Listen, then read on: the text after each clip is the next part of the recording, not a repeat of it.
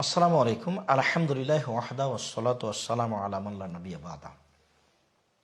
সম্মানিত দর্শক মণ্ডলী, আমাদের অনলাইন আল ইতিসাম টিভিতে একটি গুরুত্বপূর্ণ জিজ্ঞাসা করা হয়েছে, আর তা হচ্ছে শারীরিক কোনো কারণ ছাড়া স্বামীর কথায় মা বাবার সাথে সম্পর্ক ছিন্ন করা যাবে কি? সম্মানিত দর্শক মণ্ডলী, এটা আমাদের সমাজে অনেক সময় অনেক পরিবারে দেখা যায় যে স্বামী অনেক সময় স্ত্রীকে তার পিতামাতার সাথে সম্পর্ক না রাখার জন্য বাধ্য করে। একটু কিছু হয়েছে, শ্বশুর বাড়ি থেকে হয়তোবা তার সুবিধা মতো কিছু পায়নি, বা কোনো কারণে শ্বশুরের সাথে একটু দুর্বল সম্পর্ক হয়েছে, তখন সে তার স্ত্রীকে আর শ্বশুরের সাথে যোগাযোগ করতে দেয় না, বা সম্পর্ক না রাখার জন্যই বলে। অনেক কথা যেটা আমরা সমাজে দেখে থাকি। সম্মানিত দর্শক মণ্ডলী, কোনো মানুষ ভুলেও যেন তার স্ত্রীকে তার পিতামাতার সাথে সম্পর্ক না রাখার জন্য চাপ না দেয়। কেননা প্রত্যেকটা মানুষ পরস্পরের সম্পর্ক রাখবে, আত্মীয়তা বজায় রাখবে, এটা যেমন জরুরি, তেমন মানুষ তার আত্মীয় স্বজনের সাথে সম্পর্ক রাখবে, মানুষ তার শ্বশুর শাশুড়ির সাথে সম্পর্ক রাখবে, এটাও জরুরি। মানুষ তার পিতা মাতার সাথে সম্পর্ক রাখবে, এটাও জরুরি। আপনি যে আপনার স্ত্রীকে আপনার শ্বশুর শাশুড়ির সাথে কথা বলতে নিষেধ করছেন, তার বাপ মায়ের বাড়ি যেতে আপনি নিষেধ করছেন, এই যে সম্পর্ক ছিন্ন করার চেষ্টা করছেন, আপনি জানেন এর ফলাফল কত খারাপ। হুযায়ফা রাদিয়াল্লাহু তাআলা আনহু বলেন, রাসূল সাল্লাল্লাহু আলাইহি সাল্লাম বলেছেন, লা ইয়াদখুলুল জান্নাতা কাতে রাহিম, লা ইয়াদখুলুল জান্নাতা কাতুর রাহিমিন। ওই ব্যক্তি জান্নাতে যাবে না যে ব্যক্তি আত্মীয়তার সম্পর্ককে ছিন্ন করে দেয়। রাসূল সাল্লাল্লাহু আলাইহি ওয়াসাল্লাম আরও বলেছেন যে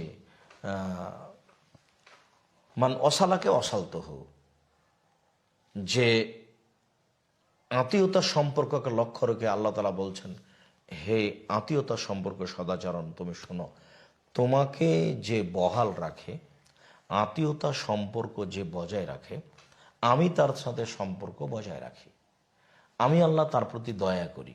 অমান কাতাকে কাতাতহ, আর তোমাকে যে ছিন্ন করে, যে ব্যক্তি আত্মীয়তার সম্পর্ক বজায় রাখে না, আমি আল্লাহ তার সাথে সম্পর্ক ছিন্ন করে দিই, আমি তার প্রতি দয়া করি না।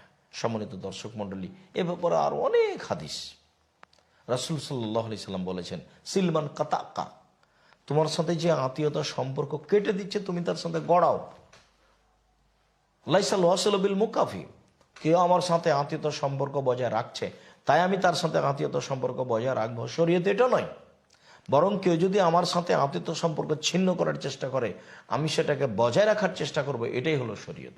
সম্মানিত দিনী ভাই বোন, আমরা এ ব্যাপারে আপনাদেরকে আপনাদের স্ত্রীর সাথে সদয় হওয়ার জন্য, নরম হওয়ার ব্যাপারে অনুরোধ জানাচ্ছি। কখনো স্ত্রীর উপরে কঠোরতা করবেন না, যে তারা যেন তাদের পিতামাতার সাথে সম্পর্ক না রাখে, এই ব্যাপারে চাপ দিবেন না।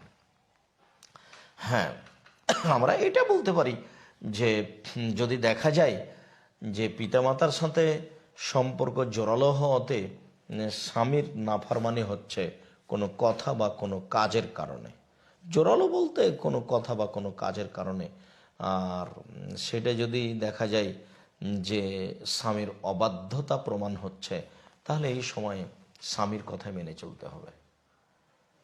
কেননা স্বামীর অবাধ্য থাকা যাবে না। রাসূল সাল্লাল্লাহু আলাইহি সাল্লাম বলেছেন, মহিলারা যদি 5টি কাজ করে তাহলে জান্নাতের সব দরজাই খোলা। তার একটি হচ্ছে 5 ওয়াক্ত সালাত আদায় করলো, তার একটি হচ্ছে রমজান মাসে সিয়াম পালন করলো, তার একটি হচ্ছে স্বামীকে মেনে চললো, স্বামীর আনুগত্য করে চললো, তাহলে তার জন্য জান্নাতের সব দরজা খোলা। মর্মে আমরা সকল দিনই ভাই বোনকে এ কথা বলতে চাই যে আপনারা কখনো স্ত্রীর উপরে চাপ দিবেন না, এই মর্মে যে সে পিতামাতার সাথে চলাচল, সম্পর্ক, আত্মীয়তা ছিন্ন করবে। সাথে সাথে আমরা দিনী বোনদেরকে এটাও বলবো যে পিতামাতার সাথে সম্পর্ক জোরালো করতে গিয়ে যদি দেখা যায় স্বামীর নাফরমানি হচ্ছে, তাহলে এটা করা যাবে না, বরং এ পর্যায়ে স্বামীরই আনুগত্য করতে হবে।